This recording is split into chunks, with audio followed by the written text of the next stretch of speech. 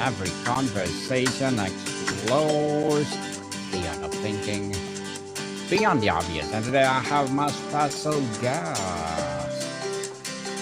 He's a debut author, and of course, one of his advocacies striving for my goal or fullest potential, no other than Mr. Maxwell Krohn. All right. Happy to be here, Daniel. Welcome, Mr. Maxwell on our podcast today. And can you please introduce more about yourself that I missed? Absolutely. Yeah, so I am I'm Max Krohn. I'm from Wisconsin, moved around a couple times, lived in New Jersey, lived in Colorado, where I had a snowboarding injury, paralyzed from the neck down, and I got into endurance sports, triathlons and marathons, ultra marathons, and I've been kind of documenting my whole experience, and I'm realizing the power of adversity and understanding lessons that come with it, and that's what my mission is all about: is to teach people how to understand adversity in a positive way. Mr. Max, thank you so much for sharing your knowledge and wisdom to the world. Thank you for empowering us. So today let's talk about the fullest potential mindset, how to move forward after a life altering setback. So let's start in the immediate aftermath. A life altering setbacks, a diagnosis, a loss, a professional collapse does not just change circumstances, it can shatter one's internal narrative and identity. How does someone even begin to process when the story of who am I has been broken? Yeah, absolutely. So when I was laying on the hill, paralyzed from the neck down, I was without function, without sensation. It was definitely a surreal experience. Something that you never expect to have to deal with, and it really does take away your a lot of things that you thought were guaranteed. So yeah, it is extremely difficult, um, but in those situations, for me at least, I've always had this belief that everything happens for a reason, and and I know how cliche that sounds, but something that I kind of added to the end of this statement was, I don't know why yet, but I will. And I think that that is a way to kind of blindly get through the early stages of whatever you're going through, and along with a myriad of other quotes, beliefs, and principles, lessons, all these kinds of things. But that one belief right there is what really got me through the early going, is that I know that everything happens for a reason. And after this injury and recovery played out, I'm still recovering, but I learned so much. And now every time I find myself in a position where I have to confront serious challenges, I can kind of step back and say, okay, well, look at the last time I was in a challenging situation like this. Look at everything that I learned. The most important things that I know I've learned through adversity. So I think that is how I really get to the other side, and that is what shapes, that's what continues to shape your identity, and that's what's helped me so much. Yes, and Mr. Max, in the early days, there's often a pressure to find the silver lining or be strong. Why can this premature positivity be so damaging? And what does healthy, compassionate grieving for a lost future like and feel like? Yeah, absolutely. So there's a lot to unpack there. So I am such an advocate for trying to find the silver lining, because again, it's not about it's not necessarily about understanding exactly why something happened to you in the moment. We're just trying to take our adversity step by step, trying to just weather the storm just a little bit longer, and eventually it's going to be done. Eventually that's going to all play out exactly how it was supposed to, and all that you can do is do your best. All you can do is take one step forward, and try to improve the quality of your actions, and you do that by improving the quality of your thoughts and all of those things. So uh, yeah, I think that's how that's one thing for me is trying to find that silver lining, and trying to do it as early as possible. And I think that that limits the amount of grieving that you have to do. Of course, there's a healthy amount of suffering that I think one should go through. I think it shouldn't be easy, and that's part of it. That's what makes the good times good. So yeah, that's kind of how I understand the silver lining, and understanding the gravity of the situation.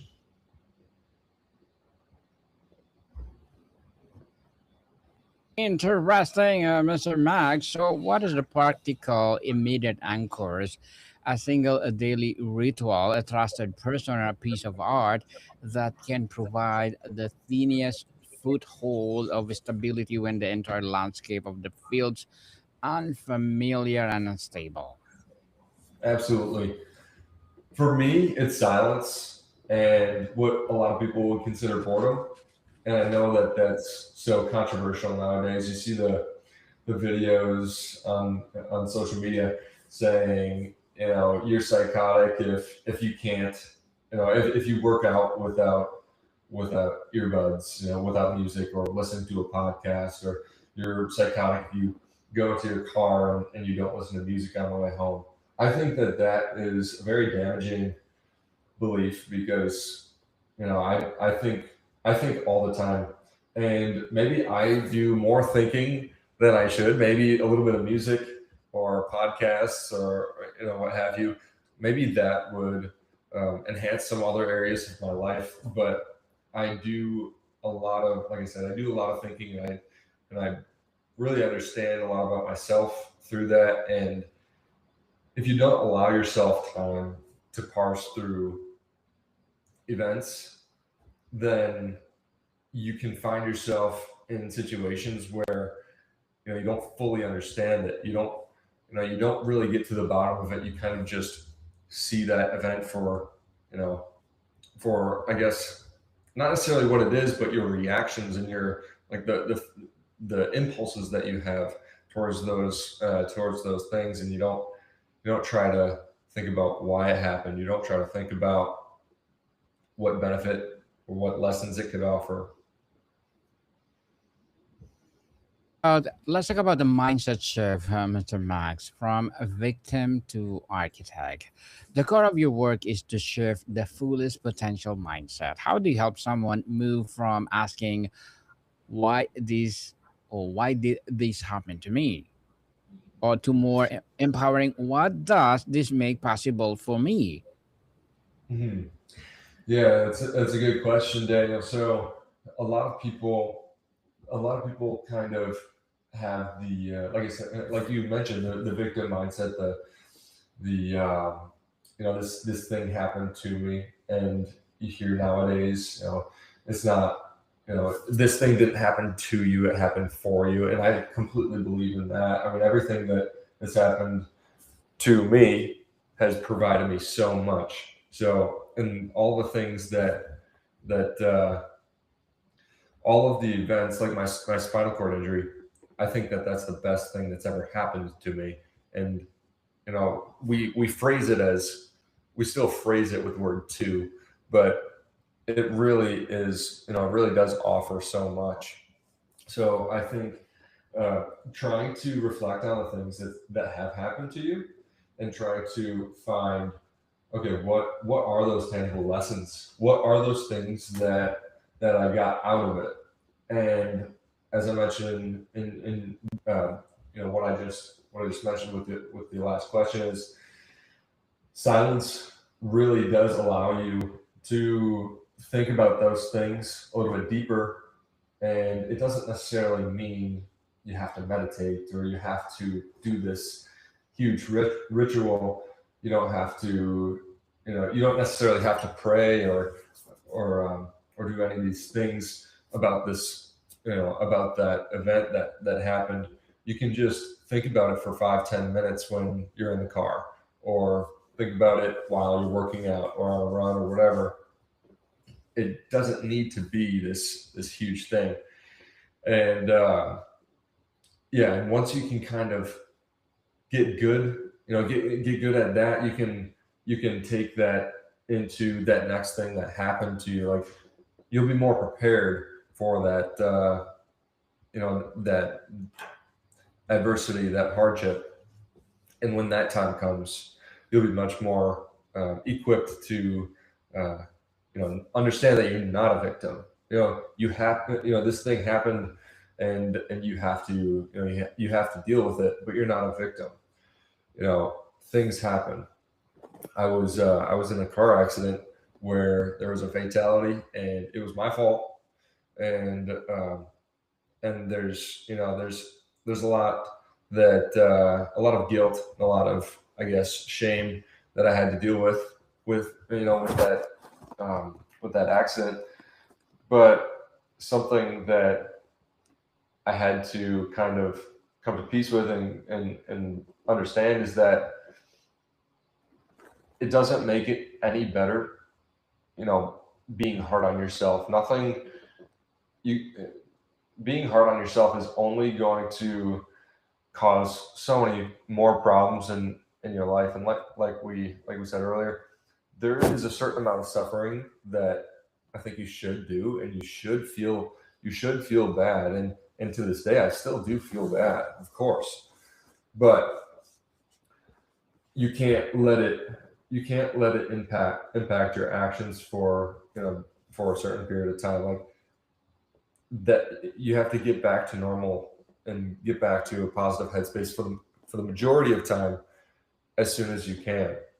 And one thing that helped me understand that like these things happen is that car accidents are accidents, and there are statistics behind these. So many people per year get into an accident. So many people per year get into an accident with a fatality, and I just so happened to be one of those accidents, and I just so happened to be on the other side of that fatality. And as hard as it was, and as hard as it still is, um, it's something that you have to understand, is that you aren't a victim. The things happen, and you just have to, you have to get through it.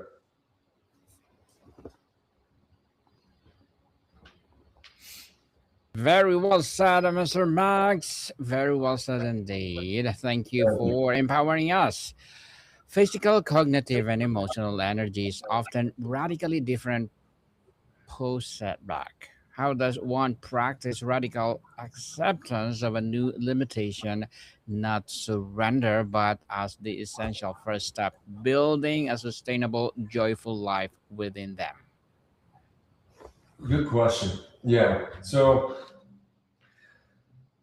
challenges, especially with regards to my spinal cord injury, it seemed as though they just kept getting more and more difficult. But at the same time, I viewed them as more and more achievable. What I tried to do is I shoot for the stars in as many cases as I can.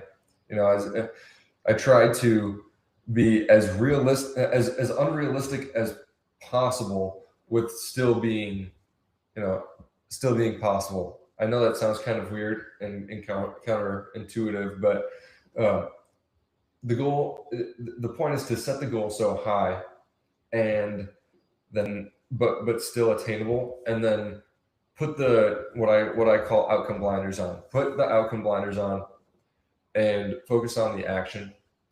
And if you focus on the action and you're not getting anything out of it, then first understand whether you're actually not getting anything out of it, or try to get some feedback. Hey, is this working or not? Try to find someone that is versed in this, in the aspect that you're trying to improve.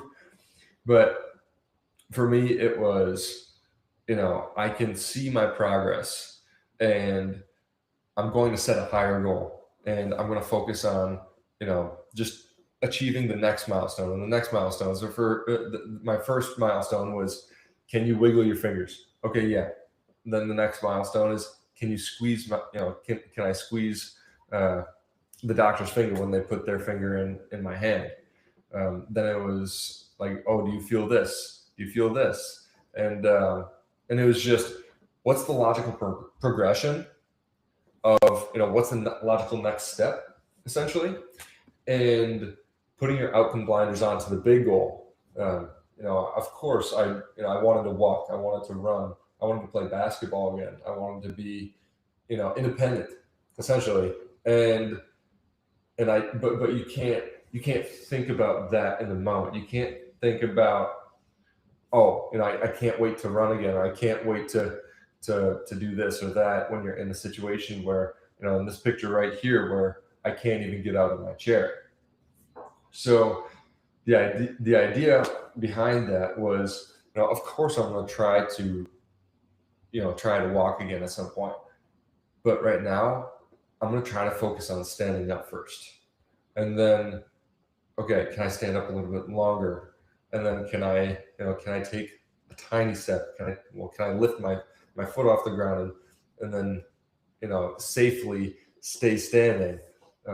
And the idea, like I said, the idea is just a logical progression of that. It's not necessarily, it's not that big goal. You'll get to that big goal if you keep focusing on those little steps. And eventually you'll look back and you'll be like, wow, I stayed committed to this big goal for so long, but I didn't think about it. Because if you think about it, you're going to put yourself in the mindset of almost like a scarcity mindset of, oh, I'm not there yet, and I'm so far away. You'll keep thinking about how far away you are from that big goal. You want to focus on the little goal. You want to zoom in and not worry about that pie in the sky goal out there, because I didn't have any reason to believe that I could walk again, let alone run. This photo right here is from my marathon. I ended up doing, just in November, I ended up finishing essentially a double marathon, just over 2 marathons consecutively. I never would have thought I could do that before my injury. I would have absolutely never thought, post injury, that I'd ever do anything like that. But it was the power of just looking at the situation, having that in the back of my mind, narrowing in, focusing on the small steps every single day, all day, as much as I could put forth to that. That's what I did.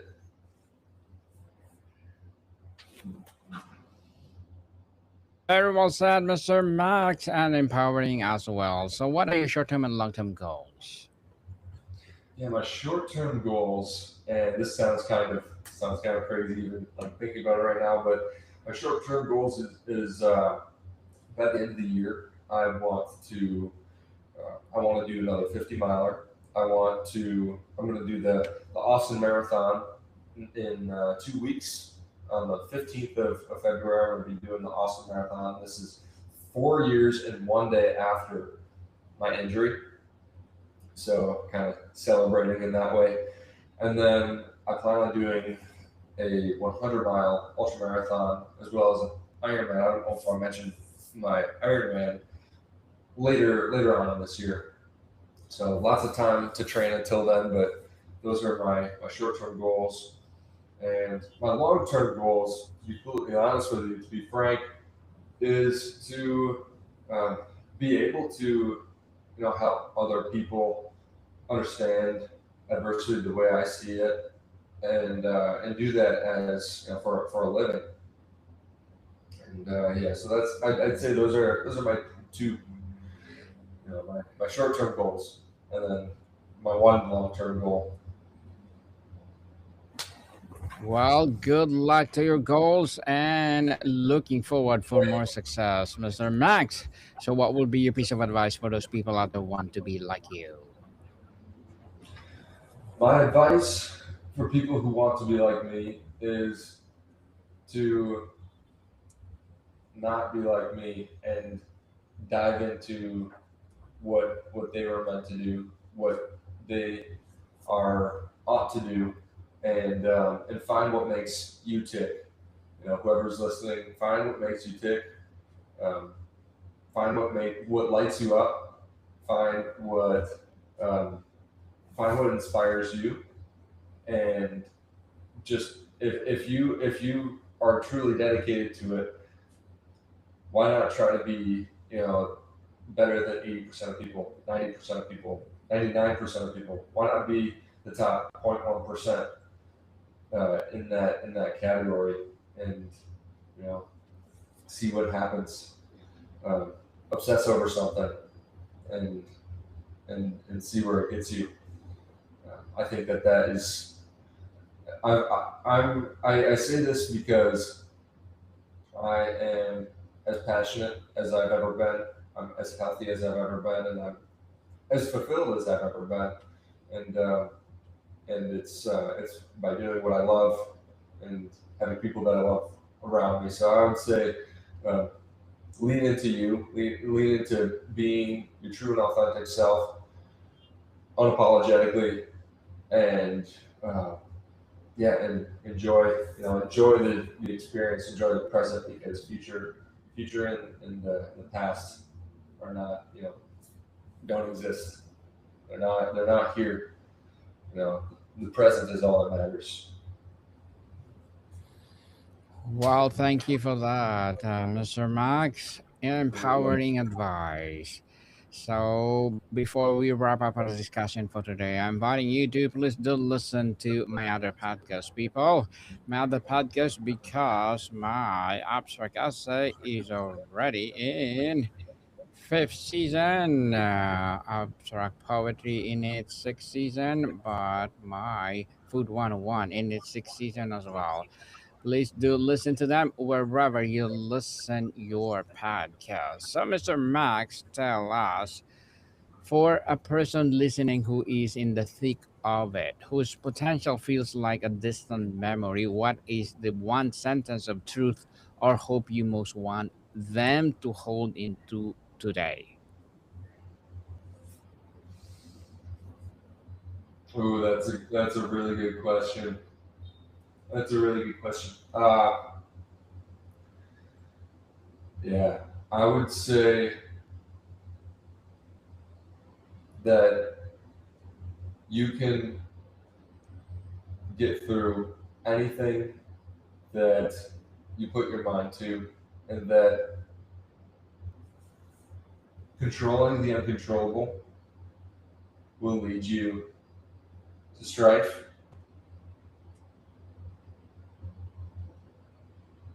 and Mm. that trusting in something, whether it's the Lord, the universe, Buddha, Allah, whatever your God, will provide you a sense of direction. And that, I think, is going to it is the key to staying grounded and seeing the other side. Very well said, Mr. Max. Thank you for an empowering answer. So, can you please invite our listeners to support your upcoming biography and anything you want to promote on Abstract Essay? Absolutely, I appreciate that, Daniel. I appreciate you having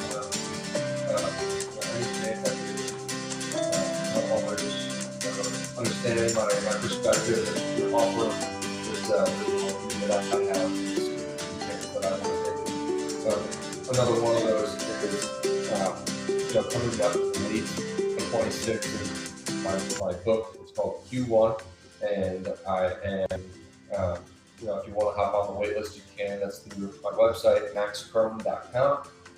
And if you want to follow me on Instagram, it's just Maxwell Krohn. That would be amazing. I appreciate that a lot. And if you guys have any feedback, I'm always I'm all ears. I'm always looking forward to kind of refining my worldview and understanding others. So those two things would that's all I got. All I'm looking for here. Yes, people, let's support Mr. Max Krohn, because if you support him for sure, more and more empowering books like this to rise. So, Mr. Max, thank you so much for your time. Thanks so much, Daniel. Welcome, people. See you soon.